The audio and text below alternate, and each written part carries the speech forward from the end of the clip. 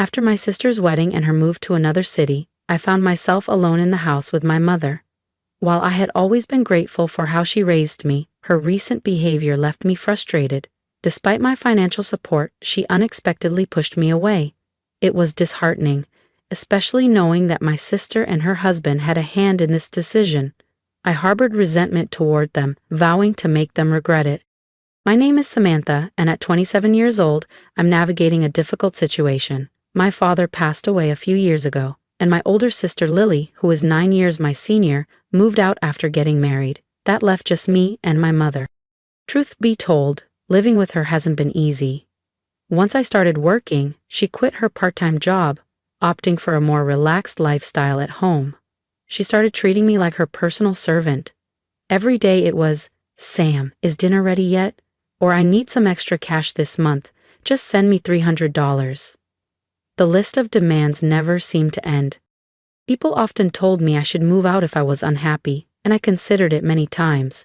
But after my father passed, my mother had no one else. Lily had made it clear that she and her husband David weren't willing to take her in. And despite my growing frustration, I couldn't just abandon her. However, even though she was my mother, there were limits to what I could tolerate. Just today I lost my temper. "Mom, did you take money from my wallet again?" I blurted out, unable to hold back my frustration. "What an awful thing to accuse me of," she huffed. "I just needed some clothes, so I borrowed it for a while." "Borrowed? You never pay me back. Can you at least ask before taking my money?" Her face twisted in irritation. "Do you even realize who you have to thank for the life you have? I raised you. You're so ungrateful." I exhaled sharply. "I know I owe you, Mom, but that doesn't mean you can just keep taking from me without asking. It's only natural for you to take care of me now that you're earning. Don't complain about just a few $100s. This was the way every argument went. Anytime I tried to set boundaries, she would throw in the same phrases. "I raised you. You owe me." It always left me speechless. The truth was, I had a decent salary. Even if I gave my mother a large sum every month, it wouldn't ruin me financially. But something inside me refused to let her continue this cycle forever. Then one day, everything changed. After a long day at work, I came home to an unexpected sight. Lily and David were sitting in my living room. I hadn't seen them since my father's funeral, and we hadn't kept in touch since then. "Hey, Samantha, it's been a while. You still have that gloomy attitude, huh?" Lily smirked. Her words sent me straight back to our childhood. She had always belittled me, and it seemed marriage hadn't changed her one bit. "Why are you here?" I asked, arms crossed. Lily shrugged. "Do I need a reason to visit Mom?" I clenched my jaw. "This isn't our family home anymore. Dad's house was sold years ago. I'm the one paying rent here." Lily waved a hand dismissively. "Don't be so uptight. We're finally all together again as a family."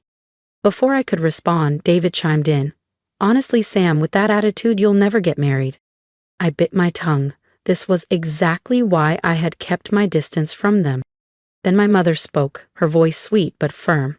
"Actually, Samantha, I've been thinking maybe it's time you move out." I froze. "What?" She smiled.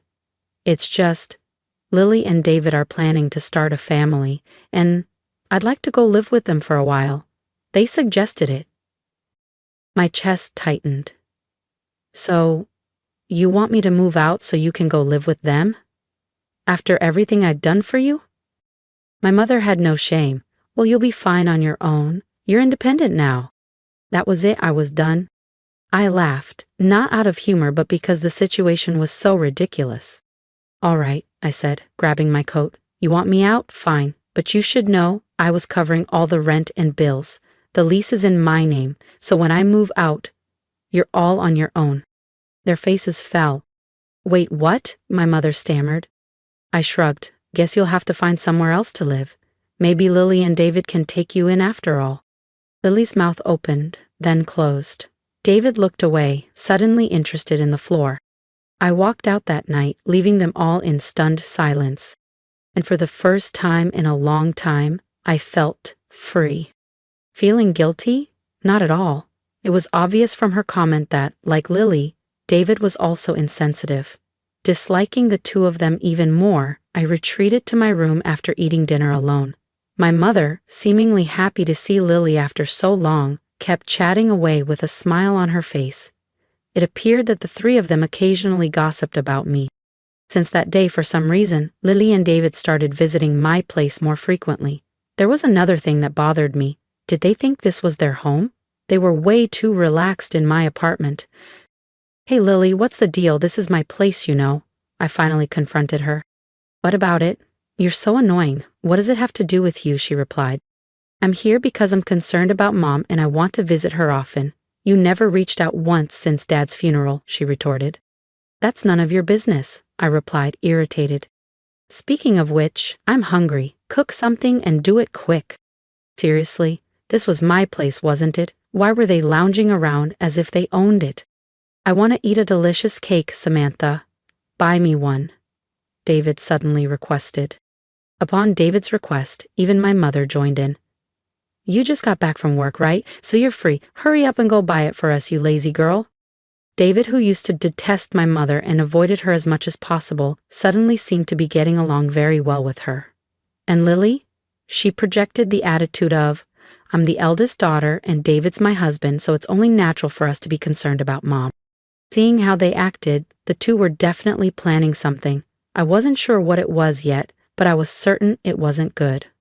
Several days passed, and then Lily and David's scheme finally became clear.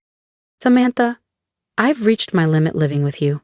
I've decided to end this life with you," my mother announced abruptly. "What do you mean by that?" I asked, confused. "Exactly what I said. I can't stand living with someone as slow, lazy, and unattractive as you anymore. I've made up my mind. I'm going to live with Lily and David," she explained. "You're going to live with them?" I was so shocked by this unexpected statement from my mother that I repeated her words without realizing it. The couple who always hated the idea of living with my mother now wanted to take her in. What on earth was happening? Just then, Lily and David conveniently arrived. "Lily, what's going on? You never reached out to us before, and you always said you'd never live with Mom, right? What's the problem? It's only natural for the eldest daughter to live with her own mother, isn't it?" Lily responded, looking down on me with a sense of superiority. "Don't tell me you have some sort of problem with it? If you can't live with Mom, then—" "No, that's not what I'm saying, but—" "Then it's fine for Mom to live with us, right?" Was she serious? Even David, who had once been against the idea, seemed in favor of this plan. "Why the sudden change?" I asked, narrowing my eyes. "You're so annoying. Anyway, Mom's decided to live with us. We don't need you anymore. Just leave." "Wait. Leave?" After all this time, they had left everything about Mom up to me. I couldn't help but feel disgusted with my sister, who always spoke so arrogantly. However, it became clear that Lily and David were up to something no good. Although my mother always had a sharp tongue, she was still my only parent. Besides, I wouldn't want to get involved in any trouble later on. I decided to confront her. "Mom, isn't it obvious that something's going on? After all, Lily and David never once contacted us before this." Before I could finish my sentence, my mother cut me off. "What are you talking about? If anyone's acting strange, it's you," she retorted. I blinked. "Huh. Mom, what do you mean?" "Those who just leech off their parents should just leave," she said suddenly. The moment those words left her mouth, any lingering affection I had for my mother vanished instantly.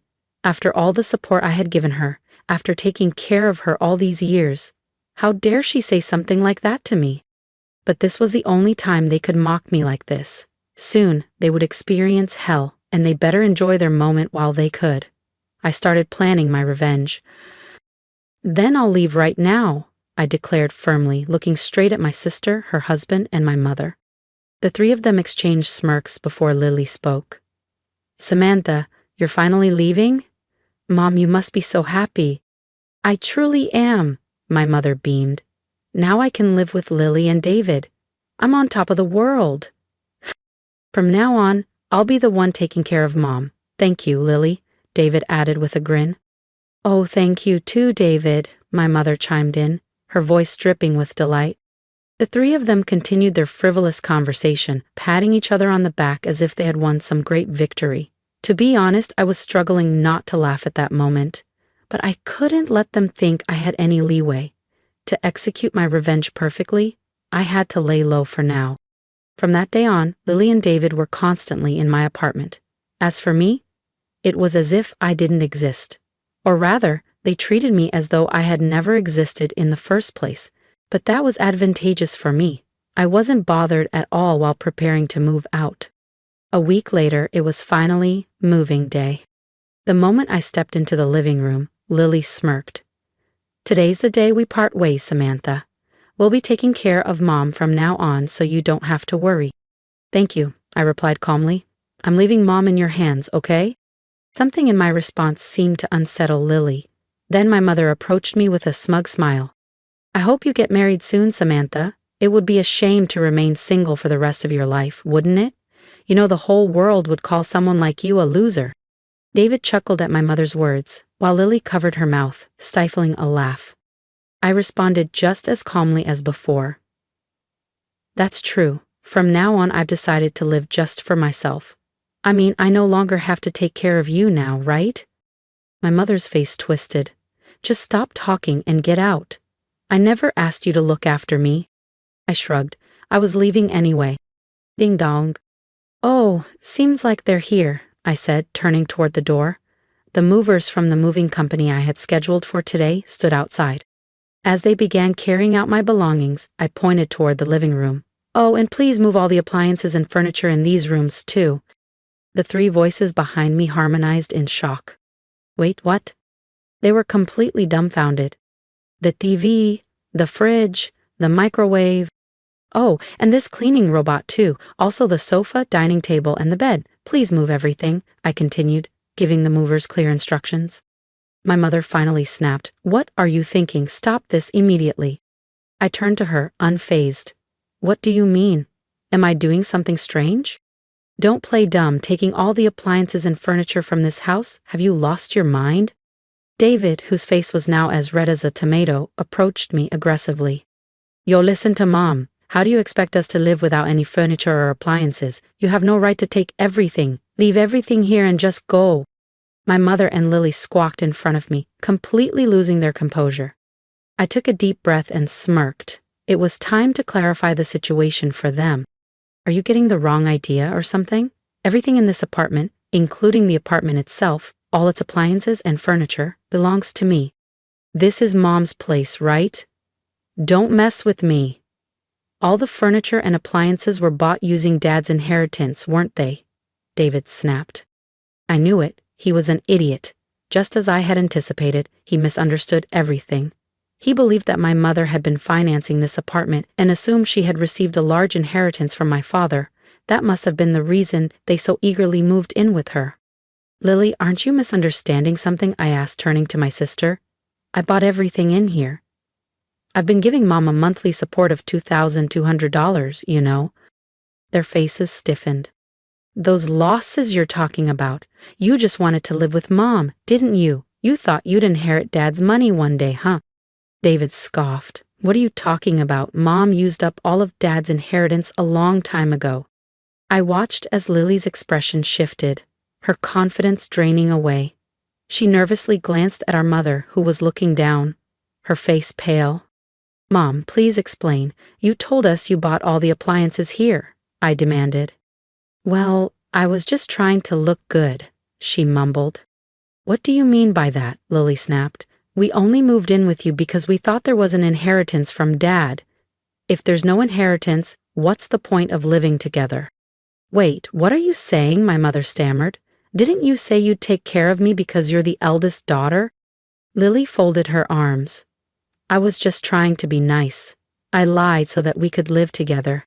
Upon learning that there was no remaining inheritance, Lily was furious, and my mother was deeply shaken by the realization that the kindness her daughter and son-in-law had shown was all fake. What a hopeless family. My mother should have suspected something when Lily and David, who hadn't been in touch for years, suddenly proposed living together. If Lily had been paying attention, she would have known long ago that there was no money left from Dad. As I watched them crumble, David suddenly had an idea. "I've got it. It would be great if Samantha could live with us again." My mother and Lily immediately perked up. "That's right, Samantha, you should live with us after all," my mother pleaded. "Yes, Samantha, I really do need you," Lily added. Seeing their drastic change in attitude, their desperation as they spoke for their own convenience, I dismissed them immediately. "What are you even saying? Don't make me laugh. There's no way I'd live with trash like you all," I said, my voice cold. "I've decided to live only for myself from now on. Whatever happens to you, I couldn't care less. Why don't you all just happily ruin your lives together?" All three of them, my mother, my sister, and David, seemed completely drained of energy. They sat down as if their knees had given out, staring blankly ahead. "Goodbye, do your best as a family," I said, and closed the front door. In just 2 weeks, the lease for the apartment would end. Since it was under my name, they would probably be forced to leave. Well, that was none of my business anymore. About a week after I successfully moved, as expected, I received a call from my mother. "Samantha, please, I can't live like this, come back." "There's no way I'm coming back. Why don't you have that idiotic couple take care of you?"